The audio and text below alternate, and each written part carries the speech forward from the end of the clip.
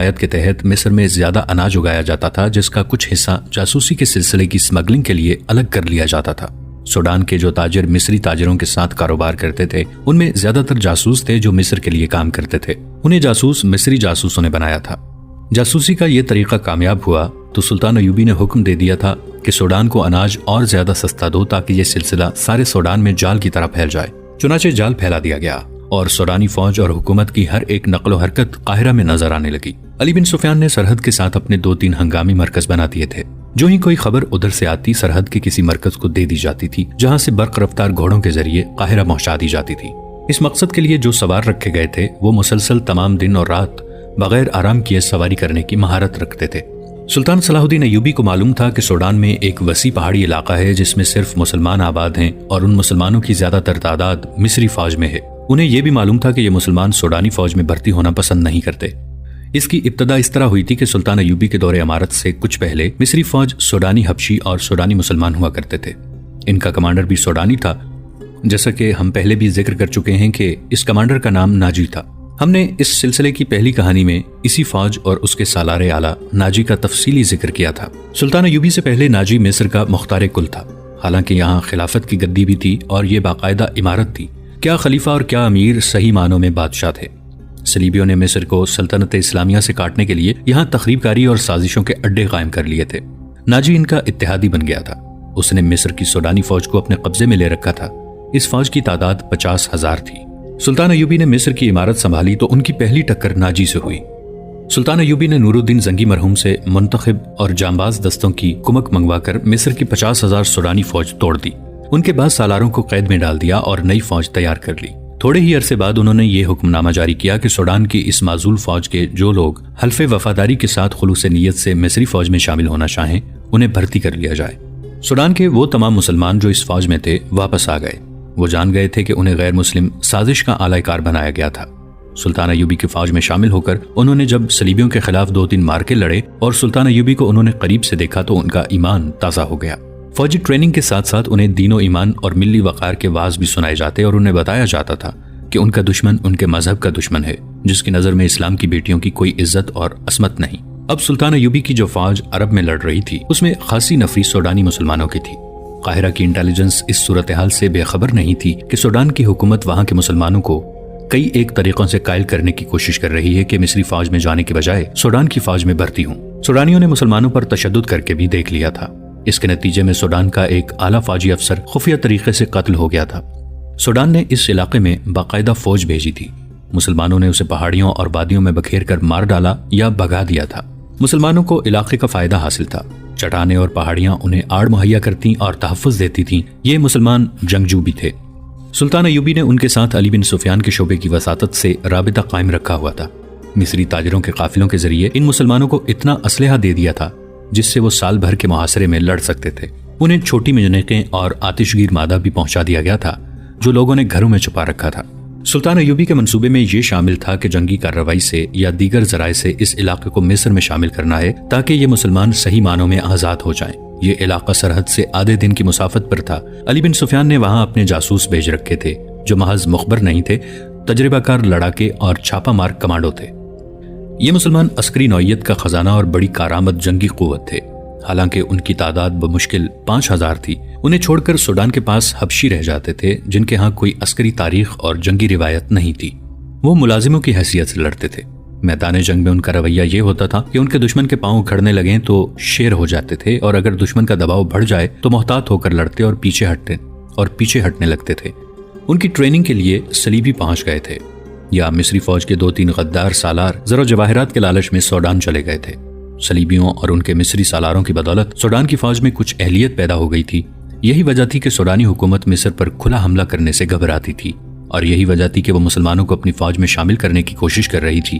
صلیبی مشیر جانتے تھے کہ 50,000 حبشیوں کی نسبت 5,000 مسلمان کافی ہیں۔ علی بن سفیان کو اطلاع ملی کہ مسلمانوں کے سوڈانی علاقے میں یہ واقعہ ہوا ہے کہ سوڈان کے قید خانے کے ایک سپاہی نے سوڈانی فوج کے کماندار کو قتل کر دیا اور مسلمانوں کے علاقے میں پناہ لے لی ہے۔ یہ خبر لانے والے جاسوس نے علی بن سفیان کو پورا واقعہ سنایا۔ اس نے اس سپاہی سے تصدیق کر لی تھی۔ سپاہی سے اس نے یہ بھی معلوم کر لیا تھا کہ اسحاق نام کا کماندار قید خانے میں زندہ ہے اور اسے اس مقصد کے لیے تیار کرنے کے لیے قید خانے میں اذیتوں کا نشانہ بنایا جا رہا ہے کہ وہ مسلمانوں کو سوڈان کا وفادار بنا دے۔ جاسوس نے یہ بھی بتایا کہ اس علاقے پر اسحاق کا اثر و رسوخ ہے، یہ ضروری معلوم ہوتا ہے کہ اسحاق کو قید خانے سے رہا کرایا جائے۔ علی بن سفیان نے جاسوسوں سے پوری رپورٹ لے کر مصر کے قائم مقام امیر العادل سے کہا، آپ جانتے ہیں کہ قید خانوں میں کیسا کیسا تشدد کیا جاتا ہے، ہم بھی تشدد کرتے ہیں، پتھر بھی بول پڑتے ہیں، کہیں ایسا نہ ہو کہ اسحاق سوڈانیوں کے رنگ میں رنگا جائے۔ یہ بھی معلوم ہوا ہے کہ ہمارے 2-3 اور مسلمان کمانڈر قید خانے میں ہیں، سب پر تشدد کیا جا رہا ہے۔ میں تو یہاں تک مشورہ دینے کو تیار ہوں کہ اپنے کچھ چھاپا مار مسلمانوں کے علاقے میں بھجوا دیے جائیں۔ میں یہ خدشہ دیکھ رہا ہوں کہ اپنے کماندار کے قتل کا انتقام لینے کے لیے سوڈانی فوج مسلمانوں پر حملہ کر دے گی۔ دوسرے ملک میں چھاپا مار بھیجنے کے لیے ہمیں ہر پہلو پر غور کرنا پڑے گا، العادل نے کہا۔ اس کا نتیجہ کھلی جنگ بھی ہو سکتی ہے، ہمارے پاس غور کرنے کے لیے وقت نہیں۔ علی بن سفیان نے کہا، ہمیں فوری طور پر 2 کارروائیاں کرنی پڑیں گی۔ کسی ذہین قاصد کو پیغام دے کر محترم سلطان کی طرف بھیجا جائے اور ان سے حکم لیا جائے، اور دوسری یہ کہ میں خود سوڈان میں داخل ہو کر مسلمانوں کے علاقے میں چلا جاؤں۔ وہاں کے حالات کا جائزہ لینا ضروری ہے۔ صحیح خاکہ صرف میری آنکھیں دیکھ سکتی ہیں، ہو سکتا ہے وہاں فوج حملہ نہ کرے، وہاں صلیبی موجود ہیں، وہ مسلمانوں کو توہم پرستی میں مبتلا کر کے ان کے نظریات اور عقیدوں کا رخ پھیر سکتے ہیں، مسجدوں میں اپنے مولوی بھیج کر لوگوں کو گمراہ کر سکتے ہیں۔ وہ ایسی چالیں مصر کے اندر آ کر بھی کر چکے ہیں۔ مجھے یہی ڈر ہے کہ مسلمانوں کے عقیدے اور ملی جذبے پر حملہ ہوگا۔ آپ جانتے ہیں کہ ہماری قوم میں یہ خامی ہے کہ دشمن کی جذباتی اور ہیجانی باتوں میں جلدی آ جاتی ہے۔ دشمن دیکھ چکا ہے کہ مسلمان کو میدان جنگ میں مارنا آسان نہیں۔ عقیدوں اور نظریوں کی معرکہ آرائی میں دشمن ایسے ہتھیار استعمال کرتا ہے کہ مسلمان ڈھیر ہو جاتے ہیں۔ اگر آپ اجازت دیں تو میں وہاں چلا جاؤں اور آپ بھی ایک قاصد سلطان محترم کی طرف روانہ کر دیں۔ آپ کی غیر حاضری میں آپ کی ذمہ داریاں کون سنبھالے گا؟ غیاث بلبیس، علی بن سفیان نے جواب دیا۔ اس کے ساتھ میرا ایک معاون زاہدین رہے گا۔ آپ کو میری غیر حاضری محسوس نہیں ہوگی؟ بہت بری طرح محسوس ہوگی، العادل نے کہا۔ آپ دشمن کے ملک میں جا رہے ہیں، اگر آپ واپس نہ آ سکے تو مصر اندھا اور بہرا ہو جائے گا۔ میں نہ ہوا تو قوم مر نہیں جائے گی، علی بن سفیان نے مسکرا کر کہا۔ افراد قوموں کی خاطر مرتے رہیں تو قومیں زندہ رہتی ہیں۔ سلطان صلاح الدین ایوبی یہ سوچ لیں کہ وہ مارے گئے تو قوم تباہ ہو جائے گی، تو وہ گھر بیٹھ جائیں اور سلطنت اسلامیہ پر صلیبی ہاتھ صاف کر جائیں۔ مجھے سلطان ایوبی کا یہ اصول بہت پسند ہے۔ وہ کہا کرتے ہیں کہ دشمن کا انتظار گھر بیٹھ کر نہ کرنا، اس پر نظر رکھو۔ وہ تیاری کی حالت میں ہو تو اس کے پہلو یا عقب میں چلے جاؤ۔ میں اسی اصول پر سوڈان جا رہا ہوں۔ دشمن نے مسلمان کے علاقے میں کامیابی حاصل کر لی تو ہم اپنے کون سے کارنامے پر فخر کریں گے؟ آپ چلے جائیں، العادل نے کہا۔ یہ کہنے کی ضرورت نہیں کہ احتیاط لازمی ہے۔ میں سلطان کے نام پیغام لکھ کر بھیج دیتا ہوں۔ علی بن سفیان سوڈان میں داخل ہونے کی تیاریاں کرنے چلا گیا۔ العادل نے کاتب کو بلایا اور سلطان ایوبی کے نام پیغام لکھوانے لگا۔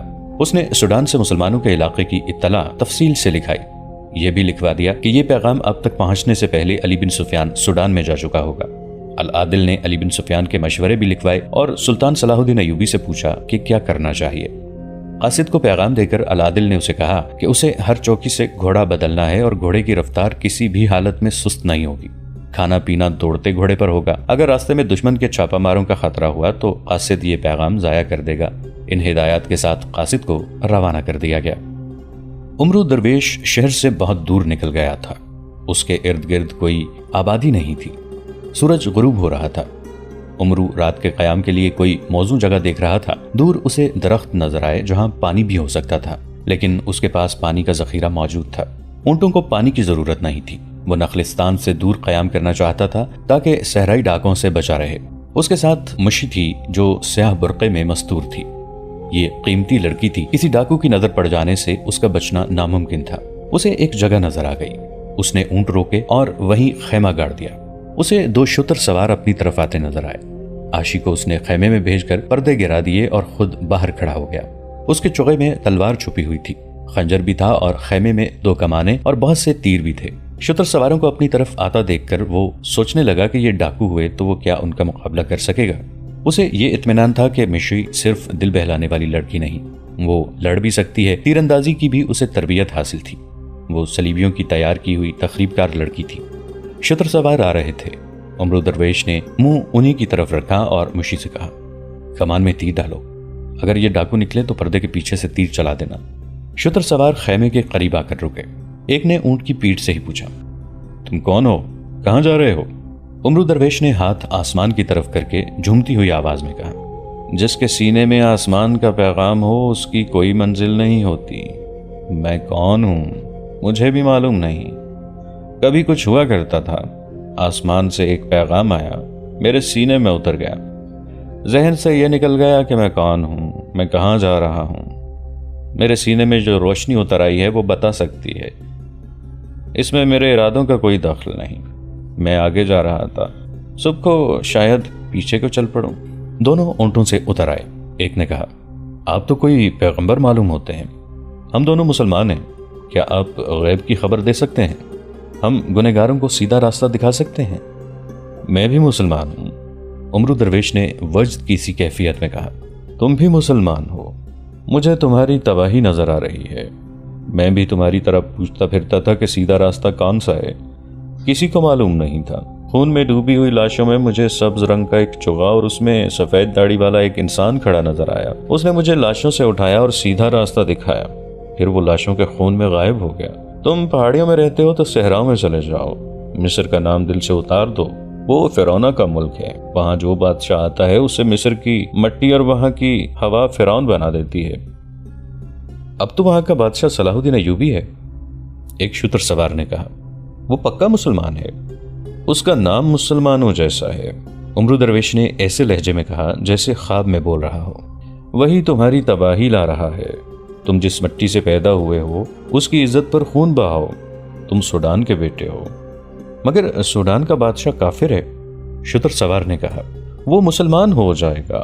उमरू दरवेश ने कहा, वो मुसलमानों की राह देख रहा है, उसकी फौज काफिरों की फौज है, इसलिए वो इस्लाम का नाम नहीं लेता। तुम सब जाओ, तलवारें, बर्छियां, तीर कमान लेकर जाओ, ऊंटों और घोड़ों पर सवार होकर जाओ। उसे बताओ कि तुम उसके मुहाफिज हो, तुम सूडान के मुहाफिज हो। उसने बुलंद आवाज से कहा, जाओ, उठो यहां से, चले जाओ। दोनों ऊंटों पर सवार हुए और चले गए। कुछ दूर जाकर एक सवार ने दूसरे से कहा, धोखा नहीं देगा? मेरा भी यही ख्याल है। दूसरे ने कहा, पक्का मालूम होता है, सबक भूला नहीं।